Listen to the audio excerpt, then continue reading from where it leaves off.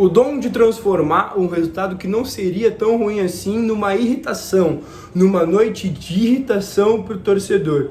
O Internacional não tinha, no empate contra o Nacional previsto, um mau resultado, mas a vitória que se desenhou durante a partida acendeu nos nossos corações a possibilidade de passar hoje e lutar só pelo primeiro lugar aqui no Beira-Rio contra o Independiente Medellín. Infelizmente, a gente acaba tomando mais um gol no final e deixando escapar uma vitória que poderia ser muito valiosa pra gente. KTO.com, acredite nas probabilidades, com o cupom INFERNO, tu garante 20% de bônus no teu primeiro depósito. Te cadastra, te registra, vem fazer parte desse time maravilhoso que é a KTO.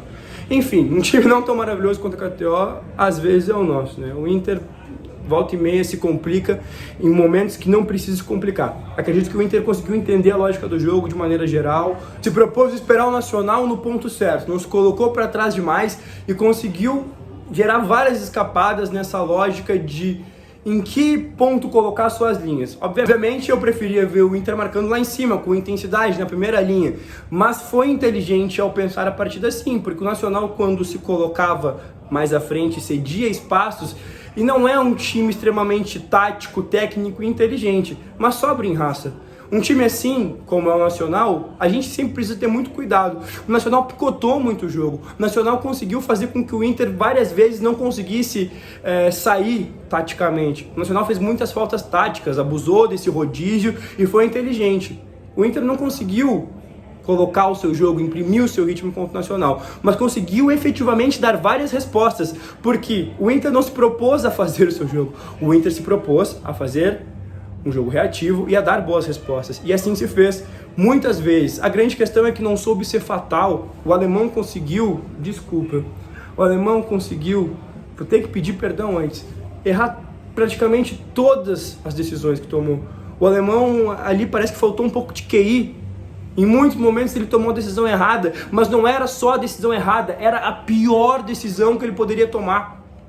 Decisões que faziam com que o Inter não só não conseguisse de fato criar a jogada, mas perdesse a bola. E quando ele finalmente acertou uma, o Wanderson foi lá e não conseguiu ser efetivo no final. O Inter não consegue ser fatal como foi em 2022. Criava muito menos, mas quando chegava, botava a bola na rede. E hoje isso faz muita falta pra gente. E aí acontece o lance fatídico, né? Final de jogo, Nacional que antes abusava das faltas táticas para impedir os contra-ataques do Inter, conseguiu em muitos momentos ter faltas no campo de ataque para colocar a bola na área. No começo do jogo já ficou explícito, era o jogo aéreo, era a profundidade nos lançamentos por cima ou os cruzamentos, era ali que o Nacional ia tentar. E aí quando ele coloca o Damiani, obviamente mais uma vez começou um ciclo de procura contato, busca o corpo do adversário, e o Inter acabou sendo um pouco ingênuo em relação a isso. Fez faltas imaturas, fez faltas bobas, e em uma delas o Damiani subiu inteiro contra o Mercado. O Mercado 1,81 m, Damiani jovem, 21, 22 anos, 1,85 m, descansado, engoliu o Mercado e o John nada teve o que fazer ali. Enfim, roteiro cruel, mais uma vez a gente perde no finalzinho do jogo a possibilidade de vencer, fica tudo pro Beira-Rio. A gente depende só da gente para garantir esse primeiro lugar em um grupo que não era tão forte assim, mas vamos no final de tudo isso buscar uma contradição e tentar enxergar na lógica do copo meio cheio. Estamos a uma vitória em casa para garantir o primeiro lugar do grupo. Era o mais forte dos grupos? Não era. Era o grupo mais fácil? Também não era. O Inter se colocou num grupo médio, mas para o futebol que o Inter apresenta nos últimos tempos, era um grupo de bastante risco. E agora a gente só depende de uma vitória em casa para garantir o primeiro lugar desse grupo. Vamos pensar assim, vamos tentar se alimentar nisso, mas principalmente tentar entender o que acontece com o Inter no momento em que a perna pesa.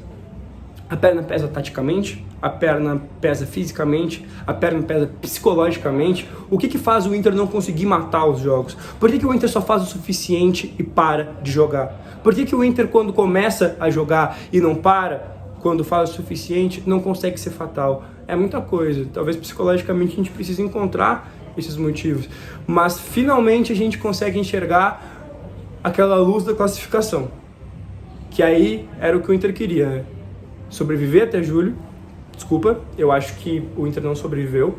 O Inter já caiu na Copa do Brasil, o Inter não venceu o Campeonato Gaúcho, nem na final chegou. Então a lógica de sobreviver até lá, ela dá a tônica do que é fazer o mínimo. Mas na Libertadores, eu acredito que a gente pode sim sobreviver. Espero que sim.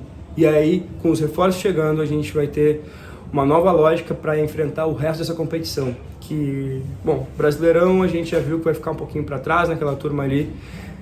Parece ser uma sandice o que eu vou dizer, mas o campeonato que a gente mais tem chance de vencer. E não porque a gente tem muita chance, mas porque o Brasileirão, que é o único que a gente se mantém vivo também, linearmente a gente não parece ser um time regular para chegar na 38ª rodada brigando por título.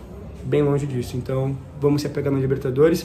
Não quero começar a pensar em 2024 agora, eu quero pensar em 2023 ainda. Eu quero vencer alguma coisa esse ano. E vamos se agarrar no que a gente pode agarrar. Porque se prometeram bons reforços pra gente em 2023, esse é o momento. É agora. Fazer essa janela o mais rápido possível, ser eficaz e efetiva pro Inter, para que a gente tenha bons novos jogadores para enfrentar o resto do ano e principalmente essa competição que nos encanta tanto, chamado Copa Libertadores.